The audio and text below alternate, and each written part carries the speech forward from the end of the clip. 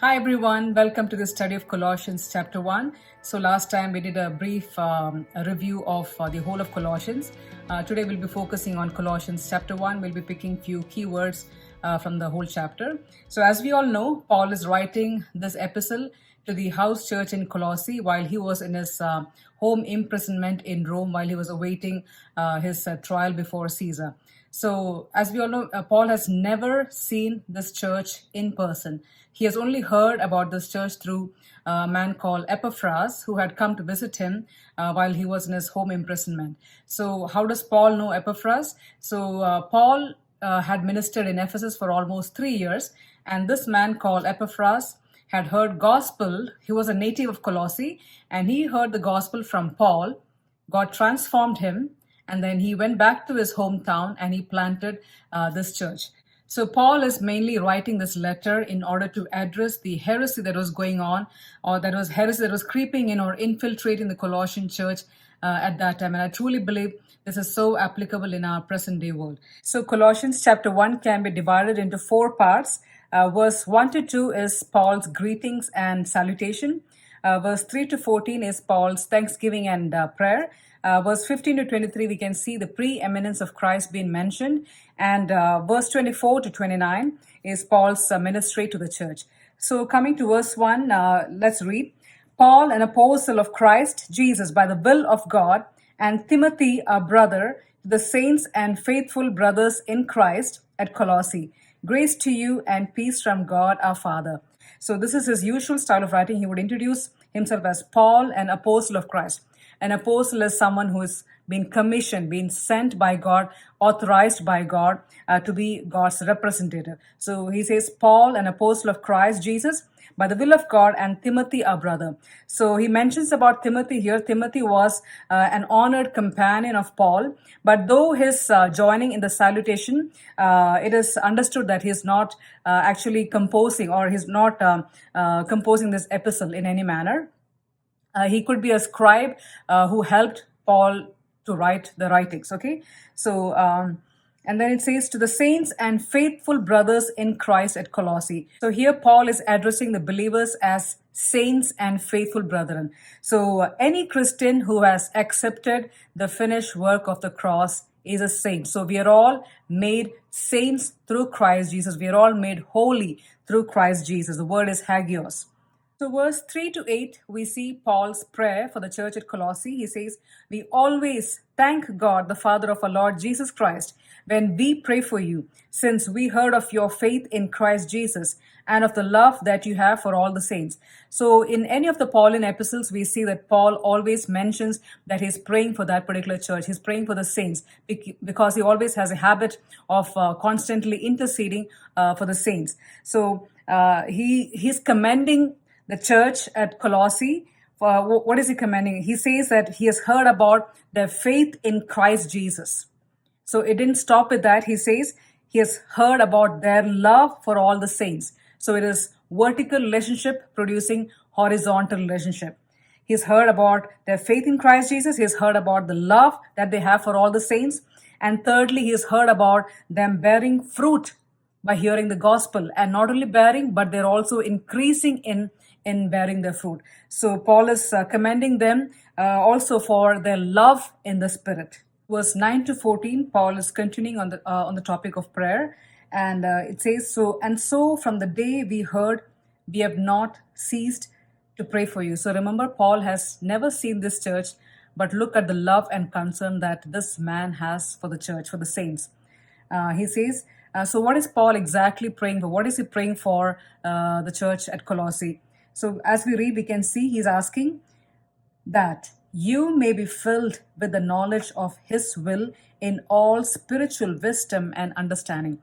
So he's praying that the church at Colossae, the saints, they will be filled with the knowledge of his will. So the word knowledge, in Greek, it's called epignosis. That means it's a complete, larger, it's a fuller, it's an intimate knowledge.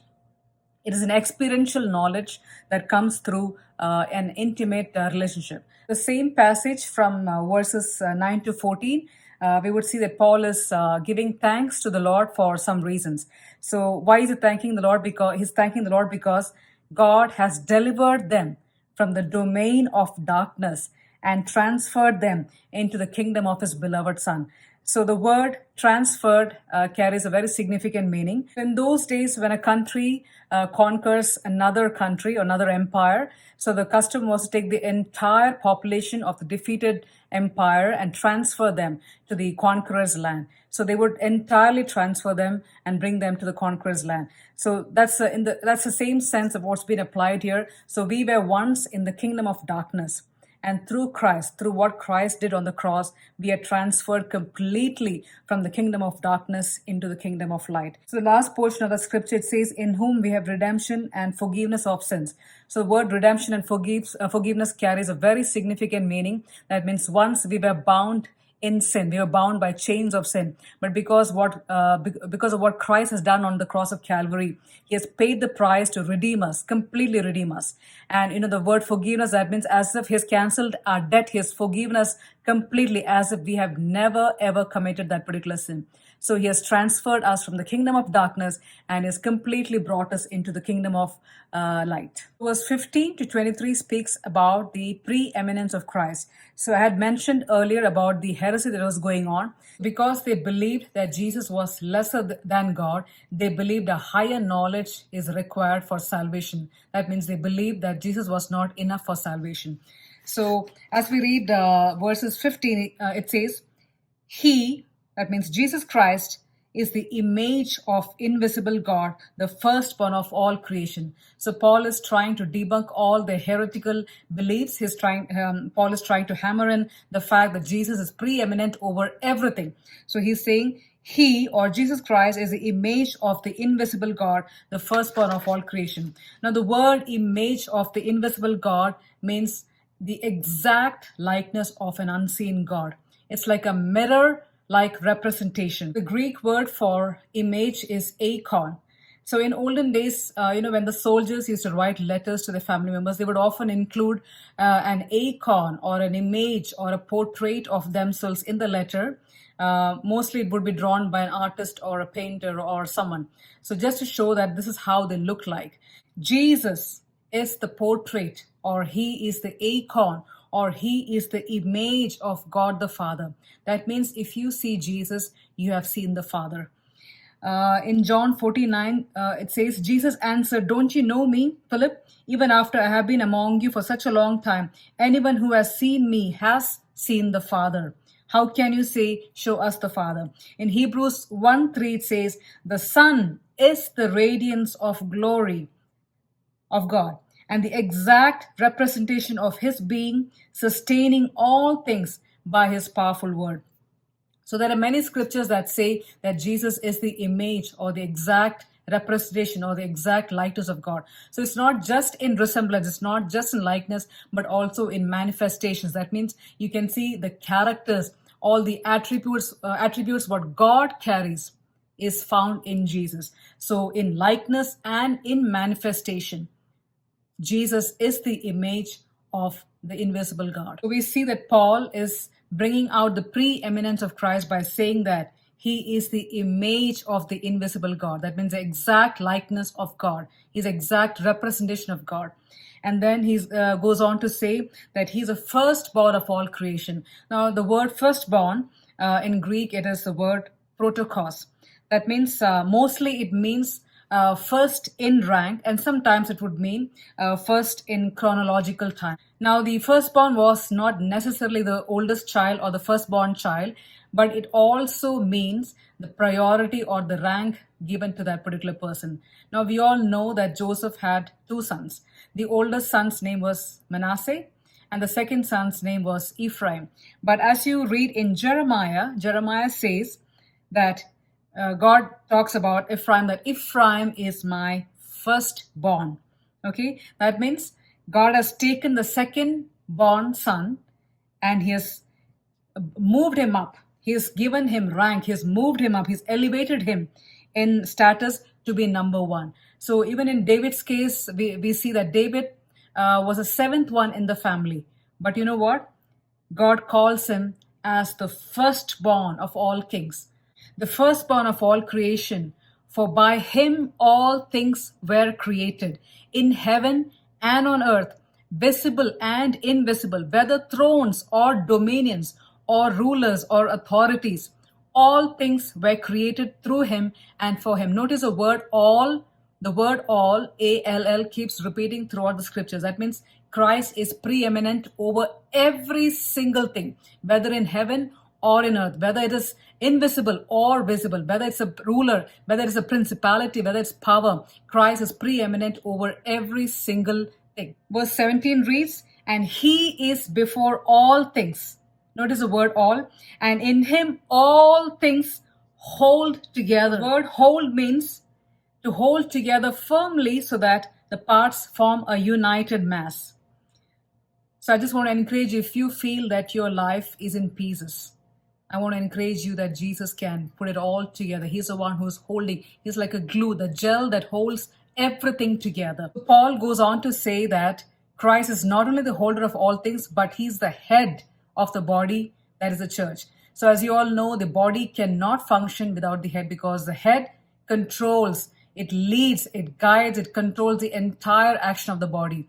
So Christ is our source. We derive everything. The church derives everything that we need from Christ, who is the head.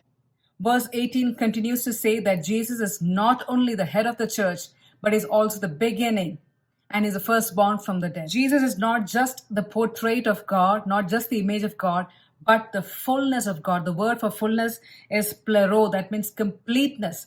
There's nothing more that's necessary to add into it. Nothing more that is necessary to make him complete. He's a complete picture of God.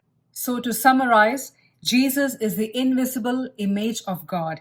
He is the firstborn of all creation, because all things were created through him and for him. And Paul says Jesus is before all things.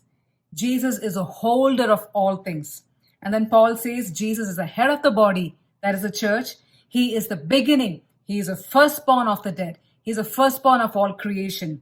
And then he goes on to say that in him dwells the fullness of God. That means nothing is necessary to make him complete. He is above everything. He is above all creation. He is above every situation. Verse 24 to 29, which is the last portion of this chapter, Paul is speaking about his ministry to the church. He speaks about becoming a minister and also about the stewardship from God. And also this passage mentions about the mystery that was hidden for ages, that God chose us Gentiles to reveal this mystery. He made this mystery known to us. Remember, Jesus is a source. He's your creator. He is the holder of all things. He's holding your life together. He's holding your future together. And he is the one who is preeminent over everything, invisible or visible. He's preeminent over every principality, over every power, over every circumstance that you are facing today. So let's exalt and elevate Jesus as high as we can. Be blessed.